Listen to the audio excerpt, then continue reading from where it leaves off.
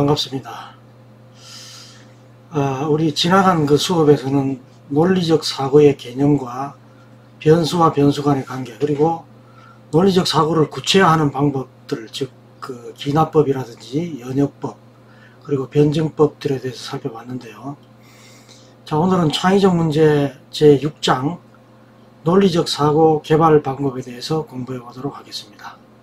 오늘 함께 할 내용은요, 논리적 사고 개발 방법 중에 하나인 피라미드 논리 구조에 대해서 살펴보고, 다음으로 논리적 사고를 하는 방법으로 소핫과 와이소, 그리고 상호 배제와 전체 포괄이라는 교재 117쪽에 있는 미리 보기에서 같은 정보에서 다른 결론을 내리는 사례를 통해서 주어진 정보로부터 논리적 사고의 개발 필요성에 대해서 살펴보도록 하겠습니다.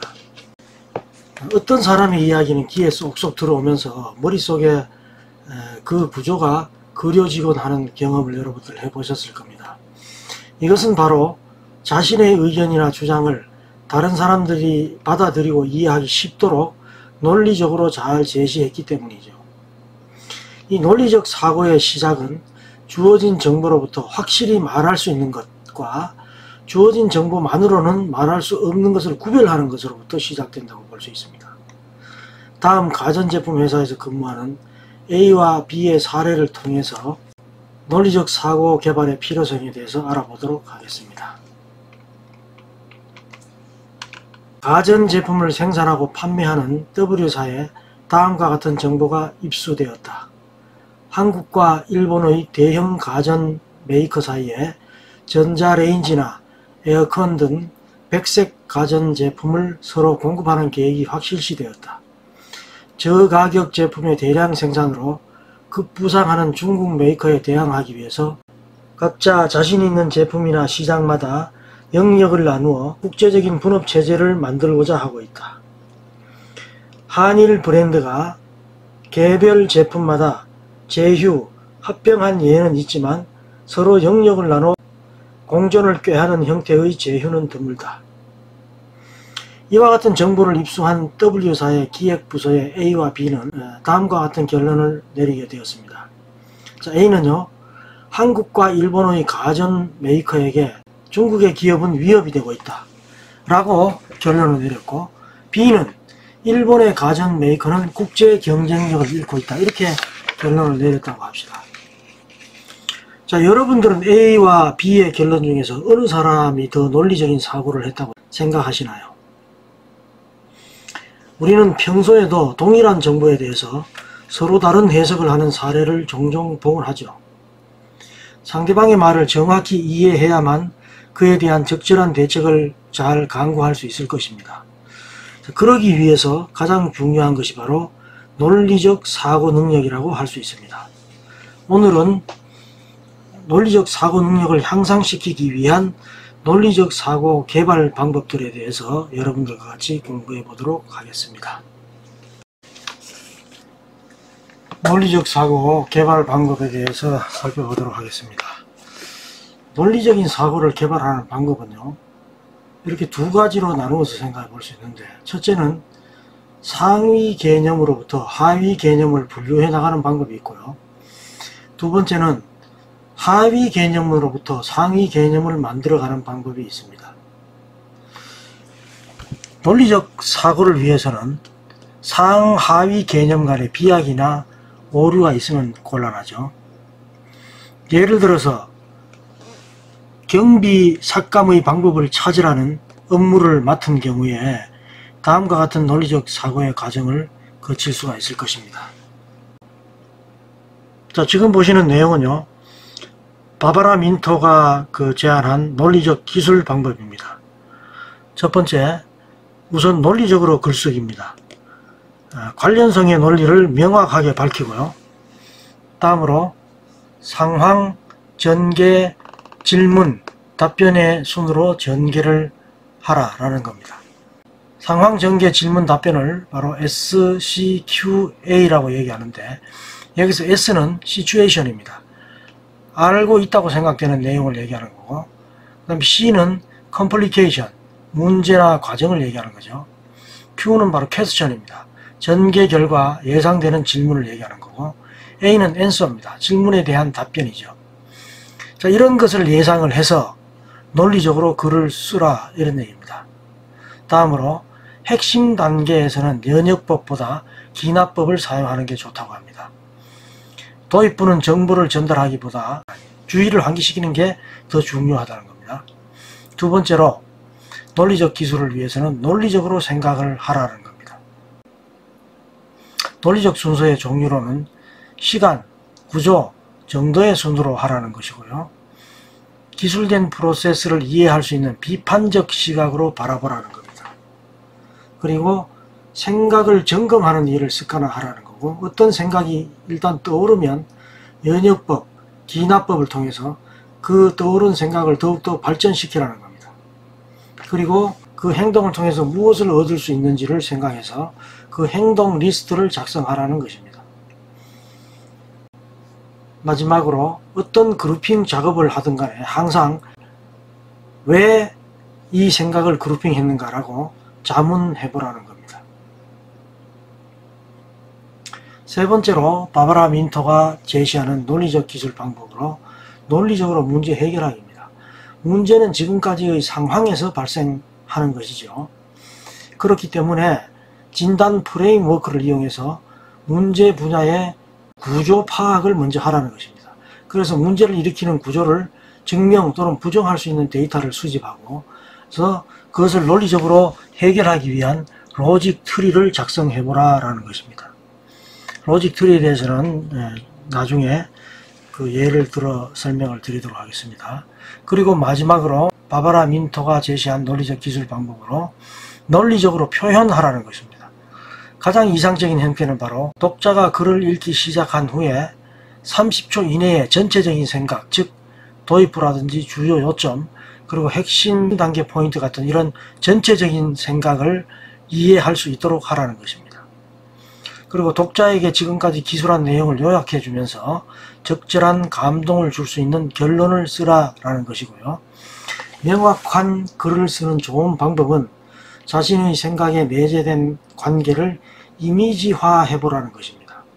그래서 전달하고자 하는 내용을 이미지를 통해서 시각적으로 표현해보고, 그 표현된 이미지를 그대로 말로 옮기면 논리적으로 자신의 생각을 표현할 수가 있다라는 것입니다.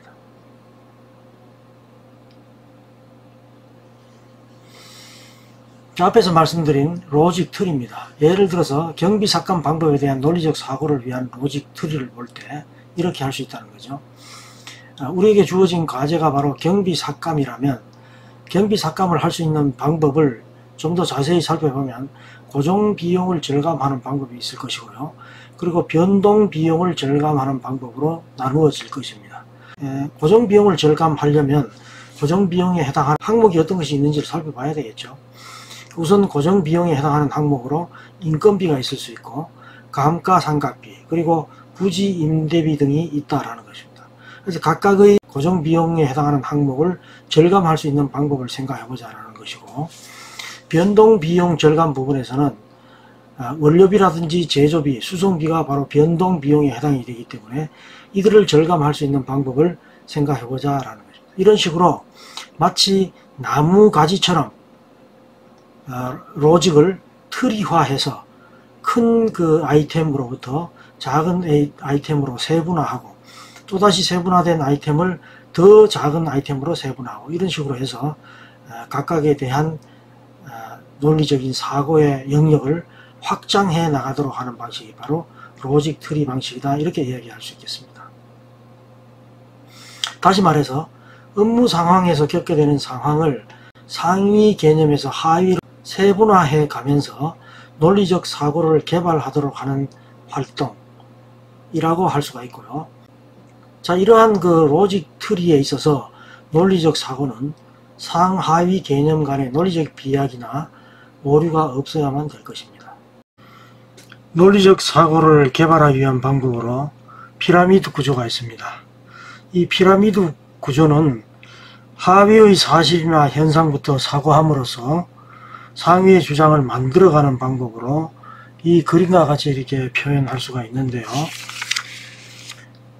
피라미드 구조는 보조 메시지들을 통해서 주요 메인 메시지를 얻고 다시 메인 메시지를 종합한 최종적인 정보를 이렇게 도출해내는 그런 방법입니다.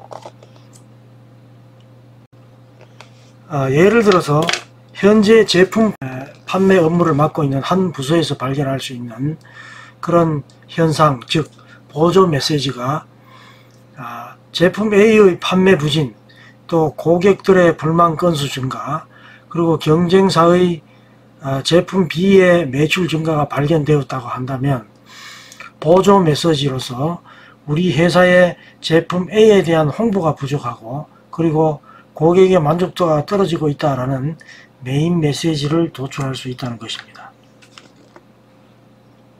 자, 이런 메인 메시지들을 모아서 최종적으로 결론을 도출하는 방법이 바로 피라미드 구조라고 할 수가 있습니다.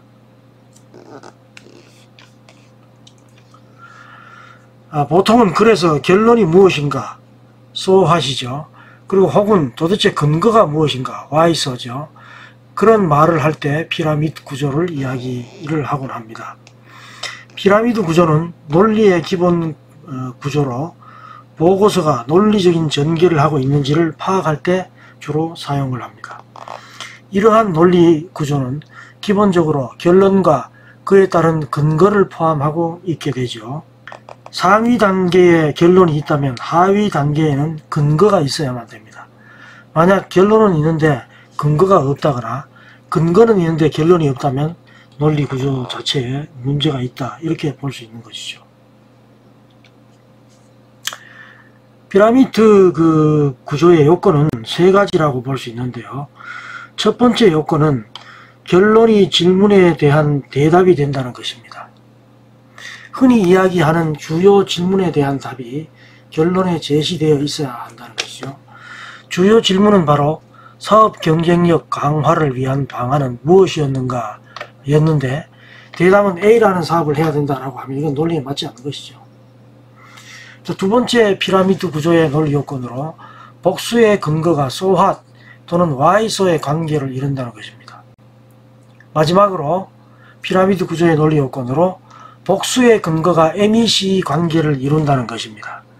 각각의 근거들은 상호 중복되거나 누락이 없어야만 됩니다. 하나의 근거를 세분화해서 세 개의 근거가 있는 것처럼 말해서는 안 된다는 것이죠. 또한 그 결론을 뒷받침하기 위한 근거가 빠져서도 안 되는 것입니다. 이러한 세 가지 요건을 충족시키면 다음과 같은 이런 피라미드 구조를 얻을 수가 있습니다. 먼저 근거가 되는 why소를 찾는 과정인데요. 키가 되는 질문을 함으로써 우리가 어떤 결론을 얻을 수가 있고, 이런 결론을 얻게 된 근거는 바로 A, B, C라는 근거가 있을 수 있다는 것이죠.